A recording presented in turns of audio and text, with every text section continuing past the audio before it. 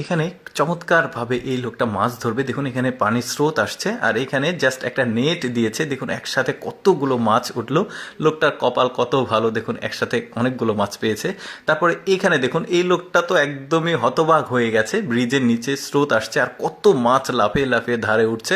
লোকটা একদমই হতভম্ব। তারপরে দেখুন নদীর পানি, ওই যে জোয়ার যখন এসেছিল, মাছগুলো উঠে এসেছিল, যখন জোয়ারটা চলে গেছে, ভাটা হয়েছে, তখন পানিটা যখন কমে গেছে, দেখুন কি পরিমাণ মাছগুলো এখানে এসে জমা হয়েছে। একটা লোক দাঁড়িয়ে আছে, কি করবে, কোন মাছ ধরবে আসলে বুঝতে পারছে না। সাইডে ছিল লোকটা।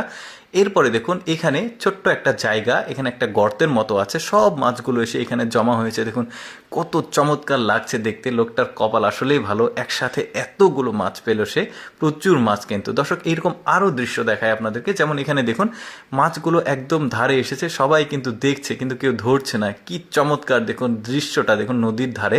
এরপরে এখানে দেখুন এটা একটা খাল, এই খালের ঠিক মাঝখানে এত মাছগুলো এসে জমা হয়েছে। পানিটা কমে গেছে, এখানে এসে মাছগুলো জমা হয়েছে, দেখতে খুবই ভালো লাগছে। তারপরে দেখুন এই লোকটা এখানে একটা খালের ধারে এসেছে, খাল বা একটা ছোট নদী।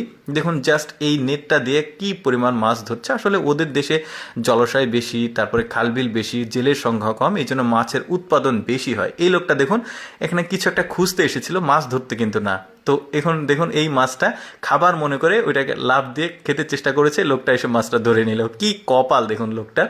এরপরে দেখুন এই লোকটা বর্ষা নিয়ে এসেছে, এখানে কয়েকটা মাছ যাচ্ছে দেখুন। তো এই লোকটা চেষ্টা করছে একটা মাছ ধরার, দেখি সে সফল হয় কিনা। হ্যাঁ, গেঁথেছে সম্ভবত। দেখি মাছটা তুলে কতটা বড়। কি চমৎকার ভাগ্য দেখুন তার, এই যে মাছটা সে কিন্তু পেয়ে গেল। এখানে দেখুন এখানে একটা মানে ব্রিজের মতো জায়গা, স্রোত যাচ্ছে, সম্ভবত সুইচ গেট হতে পারে।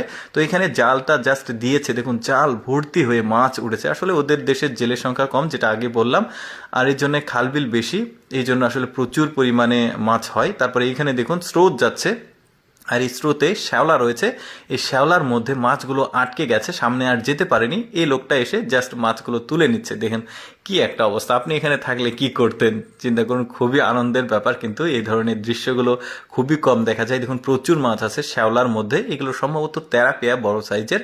এরপরে এই লোকটা দেখুন এখানেও মানে ব্রিজ আছে সুইচ গেটের মতো, এখানে স্রোত যাচ্ছিল, স্রোতের বিপরীতে মাছগুলো দৌড়াদৌড়ি করে। আপনারা অনেকেই জানেন যারা মাছ সম্পর্কে ধারণা থাকে তার যাদের। তো এখানে এত মাছ এই লোকটা জাস্ট নেট দিয়ে তুলে শেষ করতে পারছে না। কি চমৎকার দৃশ্য। এদের দৃশ্যটা দেখুন, বড় বড় মাছ পেয়েছে, তারা ঘাড়ে করে বাঁশের সাথে বেঁধে নিয়ে আসছে। দৃশ্যগুলো কিন্তু বেশ চমৎকার। তো দর্শক আমি আসলে সবসময় চেষ্টা করি আপনাদের সামনে কিছুটা ব্যতিক্রম ভিডিওগুলো উপস্থাপন করতে, যেগুলো দেখার সুযোগ মানুষের কম হয়। এরকম ভিডিও প্রতিদিন দেখতে আমাদের লেটস গো ফেসবুক পেজটি ফলো